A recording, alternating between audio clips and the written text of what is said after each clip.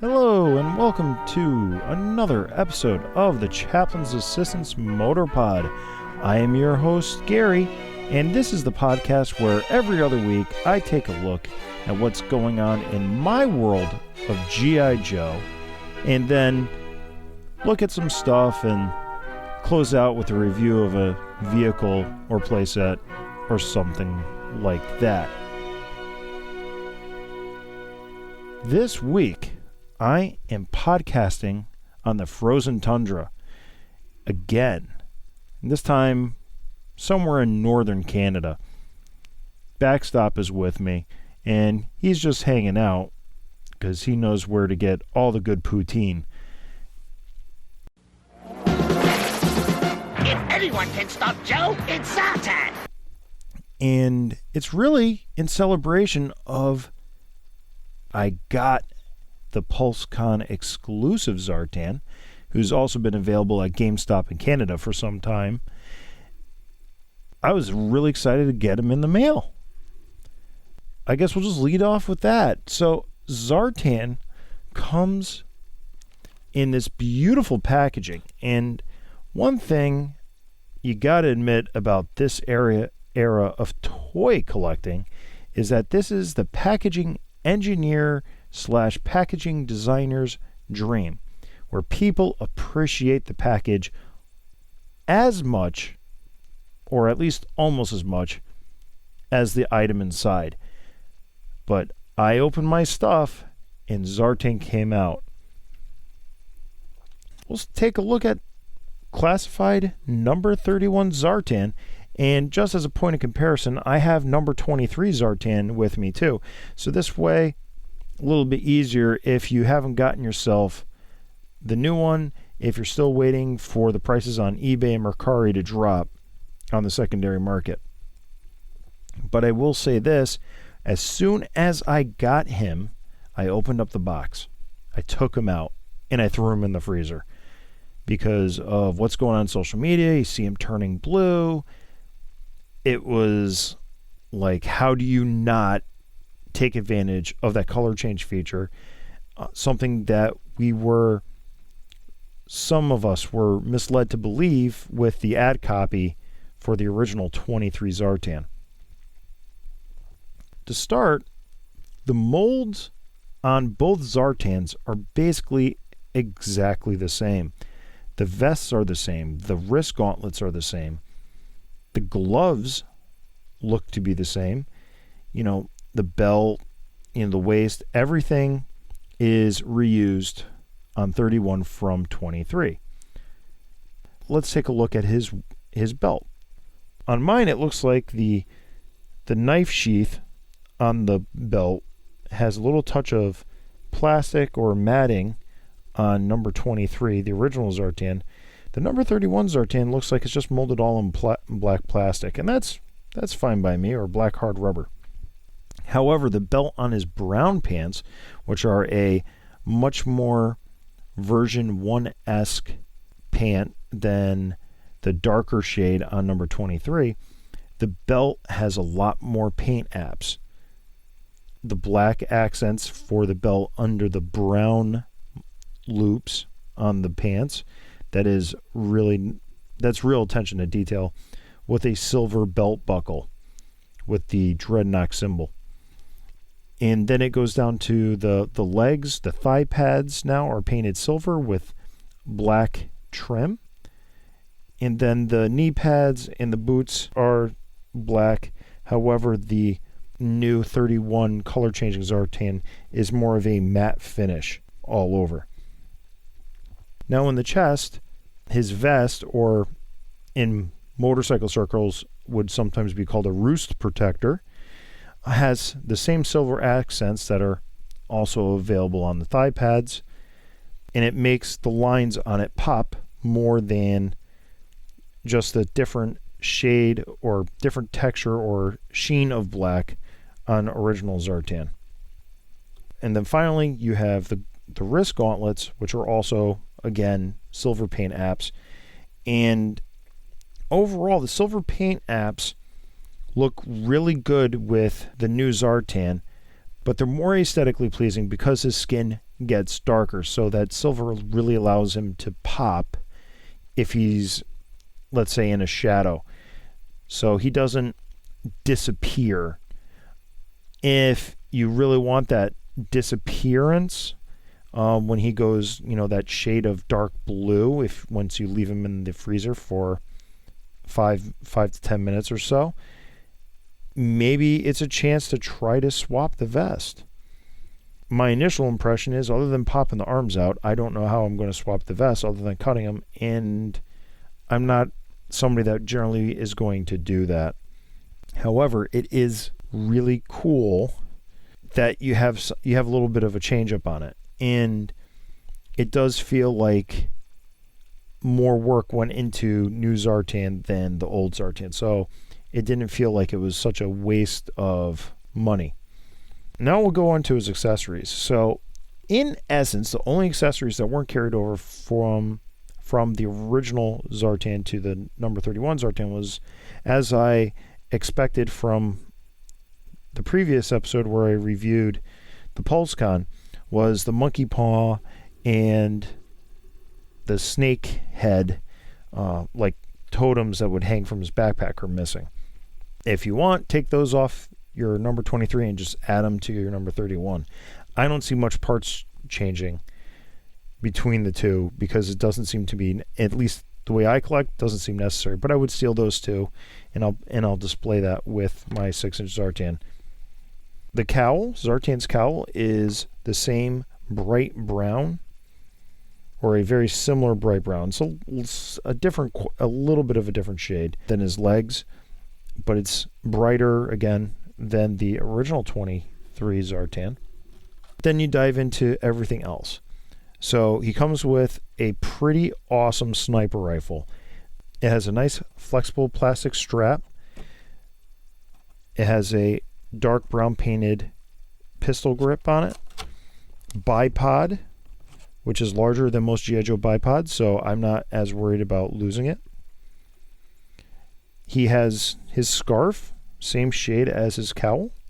He has a recurve bow, and then he has, the quiver with the Rashikage symbol, which I'm still not a huge fan of.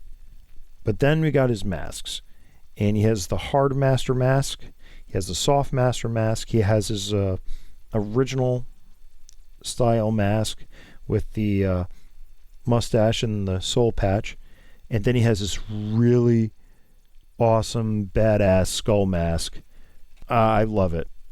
It's just crazy how detailed it is. It has these little optics in the eye sockets, which gives it a little ghostly high-tech look. It really fits Zartan well. It really fits the whole figure well.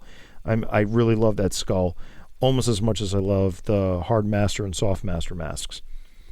And it also comes with repurposed heads for Storm Shadow and Snake Eyes. And the Snake Eyes mask has a nice, duller, dark gray night visor on it that is welcome. Maybe I would swap that with one of Snake Eyes' heads. Don't know, but it's cool that it's there, and I just like the different shade of silver on Snake Eyes' head, because if I don't put it on Zartan's body, I'm going to put it on Snake Eyes' head. He has the same pistol, knife, and backpack. So overall, if you only get one Zartan, I hope the 31 becomes more widely available for everybody. It is so much worth it. It is totally more in line with what we got originally in 1984. Maybe the next Zartan we get will be the Ninja Force Zartan with the Mohawk, and you can have a little more orange and green in your life.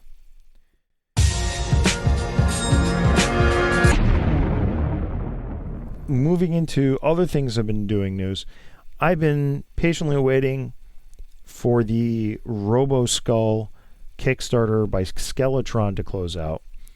Now, if you're listening to this podcast, you're probably familiar with Roboskull from the Kickstarter and or the Action Force toy line. The cool thing that this is the last week for the Roboskull was Bob Recklin, who did the original design for the Roboskull. he was asked back to redesign it as part of this Kickstarter, and oh my gosh, this thing is knocked out of the park. It's bigger, it's badder. It fits 4 different scales of action figures. It fits 1-inch scale in the eye sockets, and then it fits, 2 O-ring style or 2 4-inch modern style, and even a 6-inch in the pilot this thing. It's absolutely crazy. I went all in, and right now I'm happy with that decision because I'm still fiddling around with the 6-inch line. I still want those 3 3/4 O-ring figures that are from the Call Sign Longbow guys who are launching their own Kickstarter hopefully soon. I'm really excited to see what they're offering with that. I think it is big enough and awesome enough to be its own piece, but also as I work in the next couple of weeks down here in my pit, in my basement, cleaning up this mess, is when I get my flag set up. I think it will look really cool somewhere in that vicinity. I do have a spot in my display cabinet area that I built after I finished painting it. I have some place I can put some LED lighting, I believe, and really give it its own spot as well, because this thing's big and I can take it out and put it on the flag, and it's really cool to have some options floating around in my head on this thing and how it's going to go. And I'm looking forward to that closing out, and then my credit card getting massively charged on the all-in pledge. So I am looking forward to that. It's just beautiful. It's red. It's badass. Can't wait.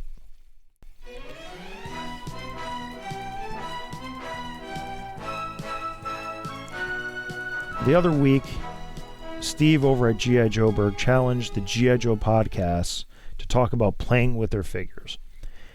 Now, I did mention I did play a little bit with the brand new Zartan, throwing him in the freezer, getting him blue, playing around with him, making pew-pew noises. But really, for the past couple of weeks, I have my little 3 3/4 diorama that I keep up on my dresser in my bedroom. It's just a nice area. I take things, pick things up, put things down. I go in the basement and says, "Oh, I got an idea." I pull a different figure out of the cases, and I says, "Okay," and I display them different ways. Now, for a while, I've had this really funny scenario that I want to turn into a play motion with 3 yellow G.I. Joe characters, and every so often they move around. It's between Scoop, Airtight, and Lightfoot, and those guys are still up there, and they're still hanging out. They're still talking about what they're trying to do. And I do have a hopefully fun idea for those 3 guys, for an adventure those guys can go on. I'm still fleshing it out. I know where I need to start, and I know where I need to end. It's just the whole middle part of that adventure I got to fill in. But in the meantime, I do have my Outpost Defender and the Watchtower. They're sitting there. And right now the Watchtower is manned by Dusty. And Dusty's just hanging out for the most part. And it's 91 Dusty. Such an underrated figure. But his partner right now in crime is 1993 Duke version 4 with the 1992 Duke head swapped on with the helmet. He's kitted out with an accessory pack Duke backpack, the dark brown version, and he has a spare machine gun from Crazy Legs, minus the stock, because I had the spare machine gun, but not the spare stock. He's been my foot soldier. He's been running around a little bit up there, trying to nab the bad guys. Not so many bad guys up there right now, other than this guy TARGAT that I've really been playing with lately. And I know I mentioned maybe a little bit in passing, what he's doing. So I got him, and it's like, so I'm thinking about how does the TARGAT work in G.I. Joe? And right now, the best way I can think about TARGAT, as I, flip his wings, his backpack wings in and out, is I think he's kind of like Destro's Halo Trooper. So imagine Ripcord, but instead of Ripcord parachuting out from a high altitude, imagine Ripcord in, let's say, a flying suit. Well, that's kind of what the Target is, because he's got this little jetpack. I think of him dive bombing from above, and how would he get to his target? So, is he a suborbital guy? Is he hanging out in his space station? And I know Destro's all about the profits, right? So would Destro invest that much money in an orbital Iron Grenadier station? I don't know. Where's the money in that? Now, if the Iron Grenadiers are essentially mercenaries or a private security firm, so Destro has them all on ready, and then he basically, you contract Destro. You say, hey, Destro, I need to employ a staging action in the Middle East. You go to Destro, you sign a few contracts, you hand him over a Louis Vuitton suitcase full of cash, and then he gives you his troops to command. And I don't think Destro's like that. I think Destro's all about the almighty dollar. He's an arms dealer, but I don't think he loans out or he rents out his private army. So I don't think he's going to have in his private army orbiting the Earth. I don't think that makes good sense, business sense for him. It'd be very expensive. I'm thinking the Targats is Destro and his private army probably has a couple high flyers. He probably has a transport plane and, flies it up near 65,000 feet, 70,000 feet, like at YouTube. That's pushing it, but probably somewhere above 50,000 feet. And then these guys just jump out, and they don't have parachutes. It's absolutely crazy. It's absolutely bonkers. But I really think that's where Destro's going with this. So if Target's doing that, he's got that gold that rubs off with, if you just breathe on it, goggle. So you put down his visor all the time. He can get some high flying, and it's actually pretty also with that guy who did the Red Bull challenge, who broke the speed of sound skydiving. I don't think the Targets are too far off. I don't think they're too sci-fi yet anymore. I think they're there. They're awesome, and I love this little guy. And I don't know why he'd be attacking my outpost defender, but he has a couple times. I don't know what his objective is. Not a clue. But Dusty and Duke have tangled with him a couple times, and then he goes back. I haven't really played too much this week. Not as much as I wanted to, especially after I heard that, because I pissed my wife off and I bought more Joes. I bought about 80 G.I. Joe figures from a lot. I paid way too much for them, not even going to lie. Way what I felt was more than market value on it. But I got them because it was just kicking my OCD that the guy had 4 different lots and all the pieces were spread out. They were all mismatched. I was like, I just want to buy them all. Name your price. This is really going to bug me otherwise. I did. I went through them all. I added probably about 25 figures to my collection. 5 of them were I've never had them before. And the other 20 were not army builders. There's just, I want to have an extra figure for that rare occasion that a thumb breaks or something goes wrong, or just to have something a little less than perfect to play with. And I've been working on that.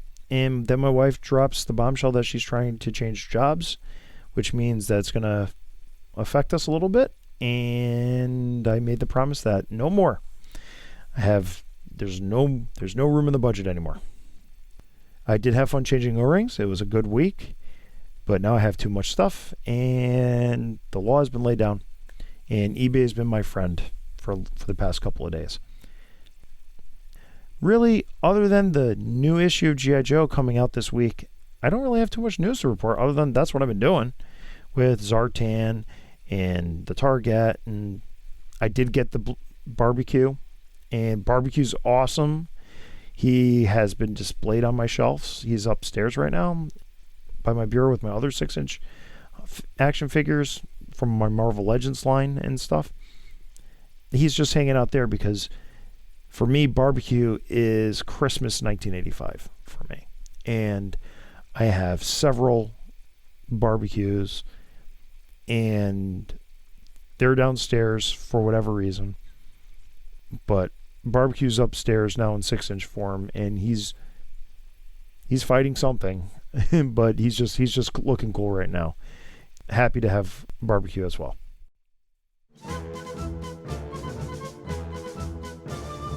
As I said earlier in the podcast, we're up here in Canada.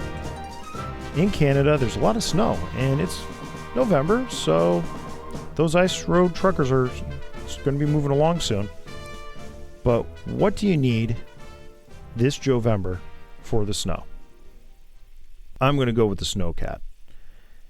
The Snow Cat is a half-track vehicle from 1985, and it is iconic because of its ubiquitousness in the cartoon series. It was featured several times in the comic book, and there's plenty of them around, and they're super fragile. So let's dive in and take a deeper look. So to start off with, we have the driver Frostbite. Now, Frostbite is a great general winter troop, and the mold is a good choice to complement the Snow Cat. He's essentially molded in white. He has a blue wolf type insignia on the right shoulder, and he has pockets on the lower sleeves.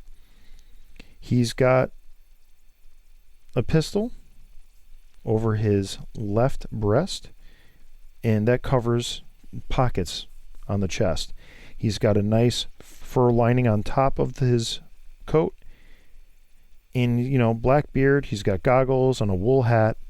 The figure is a little svelte. It's not really a big puffy figure like winter clothes generally can be, but it's a nice sculpt. It is filled with little details here and there. It makes it really pop. Because he seems to be relatively common, a good choice for head swaps to make your winter team when you're going on adventures in the snow. He comes with an M16 rifle with a starlight scope, or as I like to call it, Stalker's machine gun. That's because of issue 26. Stalker can be seen carrying essentially the same rifle. And I have used with my comic pack Stalker this rifle. So it's actually kind of oversized as compared to, let's say, Grunt's M16 from 3 years earlier. It does fit kind of awkward in the cockpit of the Snow Cat because it kind of has to ride, pardon the term, shotgun while Frostbite is driving. With that out of the way, let's take a look at the Snow Cat. So the Snow Cat's a half-track. They're kind of a mixed breed. They steer like a car, but they can handle rough terrain like a tank. That's really basically it. Basically the summary you can get off of Wikipedia. The big thing with any Snow Cat is the missile rack has 4 tiny pins that provide a friction fit to swivel up and down on the turret, which can rotate left and right and all around 360 degrees. And those pins are just so tiny, they're very commonly broken. It's very easy to find a Snow Cat complete with a broken pin at a very affordable price. The other thing about the Snow Cat for, let's say, hard to find pieces is the steering wheel, which pops in and out. And I have always found it easier to pop the steering wheel out to place Frostbite in, and then pop the steering wheel back in. And then also, you have the windshield wiper on the top of the canopy glass, which is also common to pop in and out. And those two things can be commonly missing. The other thing, too, about the windshield wiper, it's very common for the windshield wiper from play to actually scratch the clear canopy. Just something to be aware of when you're looking for one of these. You have a nice engine cover in the back. And the cool thing is, because of the construction of when you build, if you ever were lucky enough to build a Snow Cat, or you can buy one of the modern versions. The white body on the Snow Cat is on top of a black chassis, and that black chassis has a molded engine compartment, so that pops when you pull the white engine cover off, which is right underneath the missile rack. The missiles are yellow, and then it's also with 2 snow skipedos, which are yellow with a black ski that flank it left and right. The Snow Cat fits 2 characters in the cockpit, and the Snow Cat has 8 foot pegs, 3 on each side and 2 in the back. It has a tow hook for dragging your HAL or your other towable feature like a road toad into battle. And surprisingly well rounded. You got the handlebars in the back. The missiles are blocked in the missile rack, so this way, if your characters were standing on the back of the Snow Cat getting transported, they're not going to get hit with the backblast from the missile. Look at that. G.I. Joe taking care of their soldiers. Also, with the Snow Cat is you have this little clear plastic behind the canopy for like a light, almost looks like a light bar. Now, I have one from another guy's childhood collection. He broke it out and he actually tried to put LEDs with a little 9-volt battery. Not actually a poor idea. It's actually a pretty neat idea. It just wasn't realized properly by the guy who must have been maybe 7 or 8 when he had the toy new. Overall, it's angular construction. It would be also known in some reissues as a Havoc when painted in green. But I like the angularity on this. It's not as future-reaching as Battle Force 2000. It's still a forward-thinking idea with the angularness of the canopy, but it also, the angles make it look more tank-like a modern tank, rather than something space age like Battle Force 2000. The underside of the Snow Cat isn't as clean as some of the other vehicles in the line, like let's say a Mobat or a Mauler. You're not really looking too many times underneath this. If you're going under the model type quality of G.I. Joes from the early portion of the line, that isn't quite there. It does have a nice little skirt on the bottom that does prevent you from looking underneath, so it doesn't become an issue. So you have the white hubcaps for the wheels, and you have the black treads on the back, which are just molded plastic with 2 little wheels hidden behind them. So this way it raises it up so you can roll on your hard surface or soft surface, maybe if you're on a rug. Because of the pins, it's a fragile vehicle. It is definitely one of the higher tier vehicles for the G.I. Joe line, even though it is a winter operations vehicle. It has a place in most every person's G.I. Joe collection. I have 2 unbroken ones, and I have a third one that's just missing a fender flare on it for whatever reason. I don't know why I lost one, but I did. And when the snow comes out, these guys go out, and they'll be on patrol, and I'm looking forward to it. Now, as a side note, this was released in 1988 as part of the Tiger Force, and poor Frostbite got the Tiger Force treatment.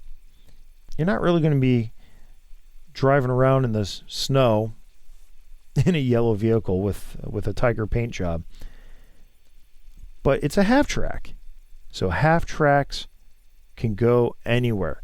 In World War II, they saw extensive action in Northern Africa. So the half-track does have a place in G.I. Joe. It does have a place in different environments. So when it gets re-released in green, it's a jungle vehicle. They have a place in military history.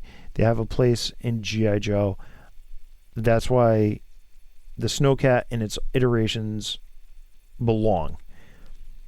Now, poor Frostbite, dressed in Tiger Force colors in a half-track in the middle of, let's say, Northern Africa, that might not be a good idea. But hey, you can always take your Tiger Force Frostbite and throw him in the Snow Cat. that's really it. Just a quick look at the Snow Cat today with Frostbite. We got to look at, what I'm doing in G.I. Joe and, a little playful review with Zartan. So if you liked what you listened to, you can leave a review on wherever you heard this podcast or in the comments below if you're watching this on YouTube. I know I'm a week behind, but it should be caught up by the time this thing goes up. You can rate the podcast. You can listen to the Chaplain's Assistance Motor Pod on Apple Podcasts, Google Play, Anchor FM, our host, and Spotify. And don't forget, the Chaplain's Assistance Motor Pod is the strange, but not estranged, little brother of the Pina Comics podcasting network. So I'm ready to head out of Canada in my Snow Cat, chasing after Zartan with my poutine, which I do enjoy eating. It is a delicious treat. And with that, there are more missiles to be delivered to the masses. See ya!